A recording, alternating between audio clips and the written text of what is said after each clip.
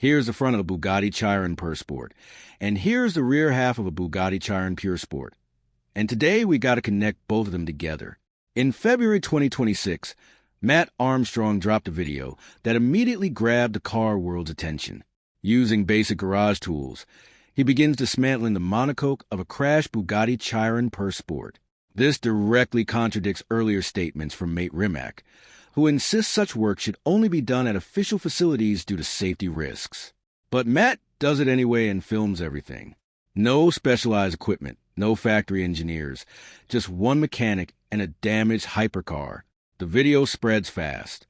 Reactions split immediately. Some praise the spirit of independent repair. Others warn about safety and standards. And this isn't new. Matt has already rebuilt crashed cars from Ferrari and Lamborghini, often facing quiet resistance. Parts denied, software locked, access restricted. Still, he keeps going, and with every build, the tension grows between individual ownership and manufacturer control. Matt Armstrong is not a factory-trained engineer. He starts as a BMX rider, then teaches himself mechanics after injuries force him off the bike. He builds his skills by fixing damaged cars, learning through trial, error, and documentation on YouTube. He presents his work in a direct, methodical way, avoiding attacks on brands or individuals. He focuses on the process, the problems, and the solutions. His projects follow a clear pattern. He buys severely damaged salvage cars at a fraction of their original price, many consider beyond repair by insurance companies. He then rebuilds them step by step, filming every stage. He uses standard garage tools whenever possible. When parts or instructions are unavailable, he improvises. This approach makes his videos accessible and transparent. At the same time, a larger movement is growing. The right to repair movement begins in electronics and agriculture, where companies restrict parts, manuals, and software access. By 2026, new regulations in the European Union push for greater repair access, while pressure from the United States adds momentum. The core idea is simple. If you own a product, you should be able to fix it. Matt becomes a visible bridge between this movement and the hypercar world, applying the same principle to vehicles from brands like Bugatti, Ferrari, and Lamborghini, a space where control is traditionally absolute. These manufacturers push back for several reasons. First, brand protection. A poorly repaired hypercar can damage reputation overnight. Second, parts revenue. Some components are sold at prices many times higher than production cost. Third, safety. These cars operate at extreme performance levels where failures can be catastrophic. Finally, resale value. Official service history directly affects market price, sometimes by hundreds of thousands. This creates a clear conflict. Owners want freedom. Manufacturers want control. And Matt's projects bring that conflict into public view. The defining conflict begins with a crashed Bugatti Chiron Pure Sport once owned by a high-profile buyer. After a serious accident, the car is written off and enters the salvage market. It is later bought for a fraction of its original price. From the beginning, support from Bugatti was limited. The company refuses to supply key parts. Internal estimates suggest an official repair could reach $1.7 million. More critically, the car's VIN is rumored to be effectively blocked from factory systems. At that point, the car is not just damaged, it is cut off. That is when Matt Armstrong takes over the project. As the rebuild gains attention, mate Rimac reinforces a strict position. He states publicly that structural work on a Chiron, especially the monocoque, can only be done at 2 specialized facilities worldwide. He emphasizes safety, warning that improper repairs on a carbon structure at this level can lead to catastrophic failure. At the same time, Bugatti maintains tight control over parts, diagnostics, and software. Critical components are not sold freely without factory approval. Completing the car is meant to be nearly impossible. But Matt continues and documents everything. In one of the most talked about moments, he separates the monocoque using improvised methods instead of factory rigs. He relies on basic supports and standard tools. The process is slow, visible, and precise. He then moves on to mechanical systems, including the gearbox, solving problems without official guidance. When original parts are unavailable, he adapts. A custom exhaust from Valvetronic Designs is installed to replace missing factory components. Across multiple videos from 2025 into early 2026, the rebuild progresses step by step. Then comes the moment that changes everything. The engine starts for the first time since the crash.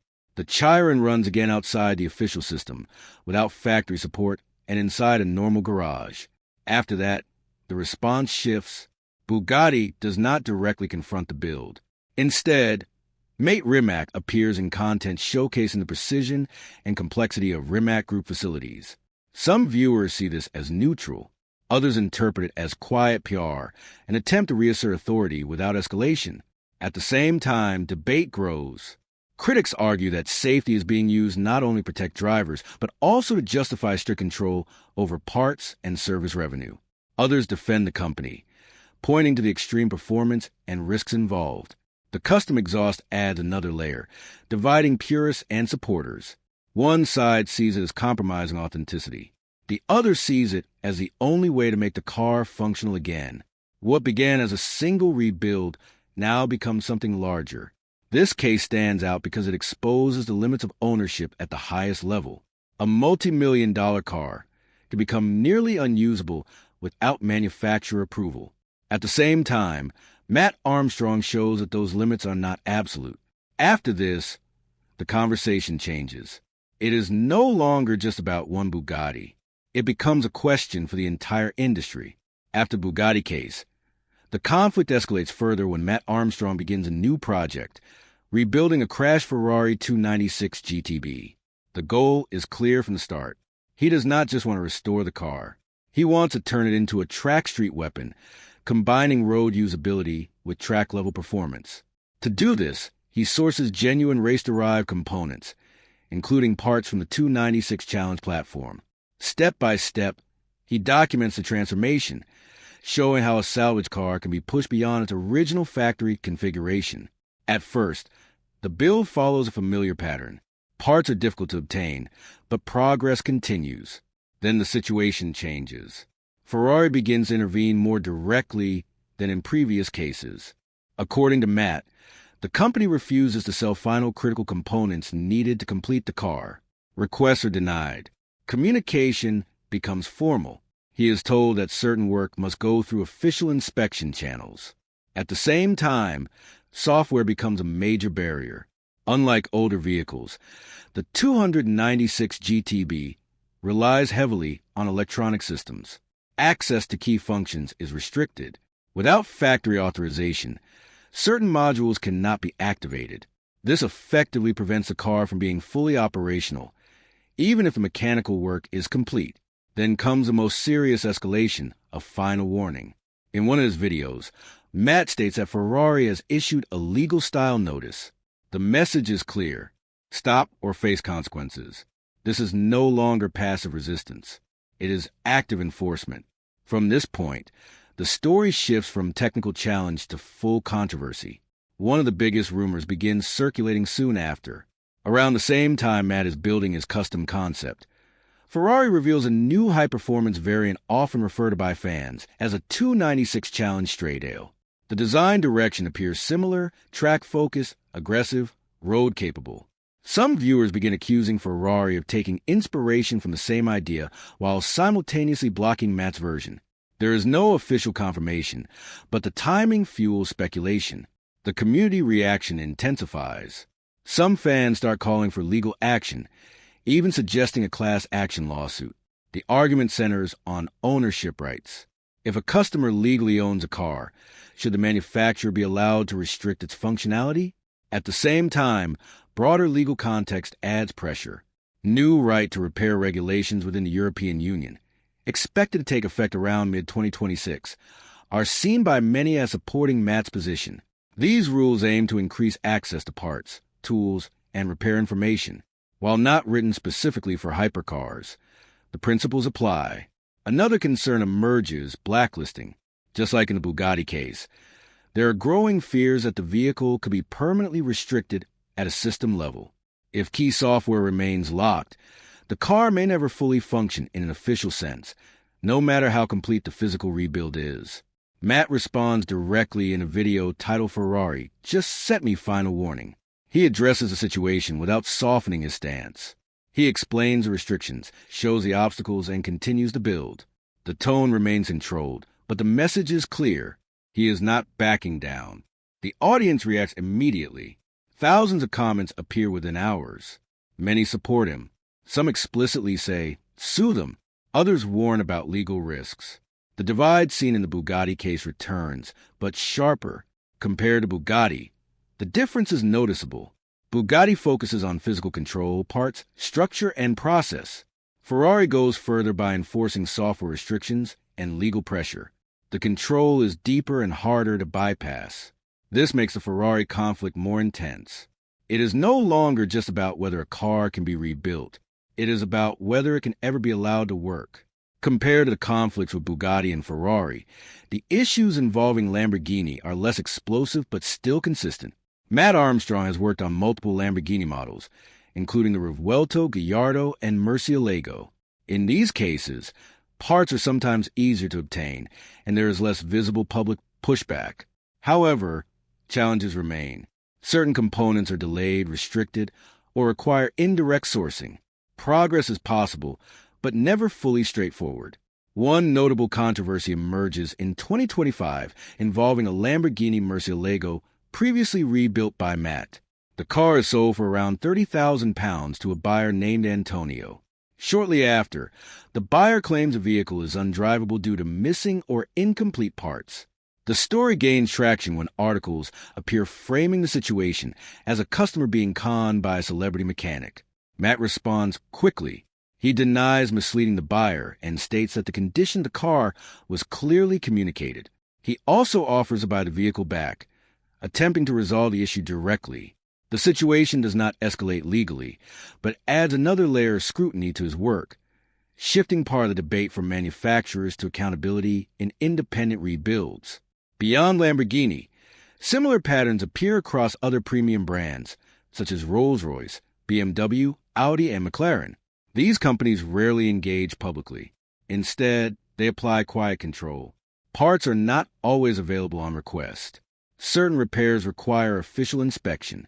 Access to technical data and software can be limited. The approach is less visible but still effective. Across all these cases, a common pattern emerges.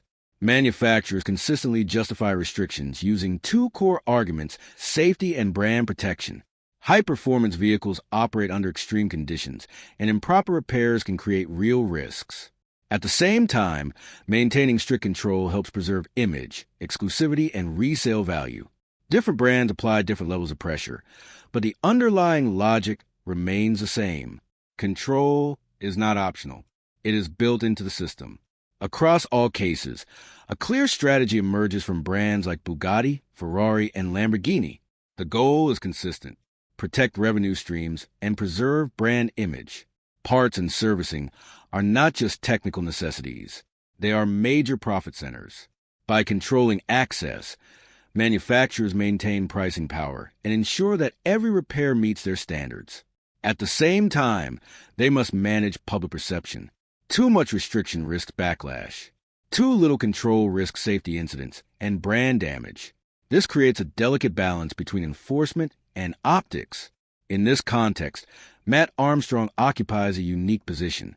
To some, he is a disruptor, challenging an outdated system. To others, he is taking unnecessary risks with machines designed for extreme performance. What works in his favor is his approach. He documents everything, avoids personal attacks, and focuses on solving problems. This gives him a degree of credibility. He is not presenting himself as anti-brand. He is presenting himself as pro-ownership. The community response reflects this divide. On platforms like YouTube and Reddit, discussions grow rapidly with each new video. Comment sections fill with thousands of opinions within hours. One side, often called purists, argues that hypercars should only be handled by factory-trained specialists. They emphasize safety, engineering precision, and long-term value. The other side supports independent repair. They argue that ownership should include the right to fix, modify, and rebuild. The hashtag right to repair hypercar begins appearing more frequently. Linking these debates to a broader global movement, beyond online arguments, the implications are larger. If pressure continues from creators, consumers, and regulation, manufacturers may be forced to adjust. Laws in regions like the European Union could expand access to parts and technical data. This would directly impact how hypercars are maintained and valued.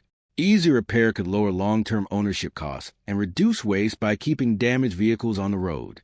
At the same time, it could challenge exclusivity, one of the core pillars of the hypercar market. What started as a series of rebuild videos is now influencing how people think about ownership, control, and responsibility in the highest tier of the automotive world. Looking ahead, 3 realistic scenarios begin to take shape. First, legal escalation. If tensions continue, Matt Armstrong could face direct legal action from brands like Ferrari or others. If that happens, the case could become a landmark moment for the right to repair movement in the automotive world. It would force courts to define what ownership truly means for high-performance vehicles. Second, partial compromise. Manufacturers such as Bugatti, Ferrari, and Lamborghini may begin to loosen control, but only slightly. Limited parts access, restricted software permissions, or certified independent repair channels could emerge. This would reduce public pressure while maintaining core control. Third, regulatory intervention. Authorities in regions like the European Union and the United States could push stronger right-to-repair laws. If enforced at scale, this would fundamentally change how hypercars are serviced, modified, and resold. Control would shift, at least partially, from manufacturers to owners.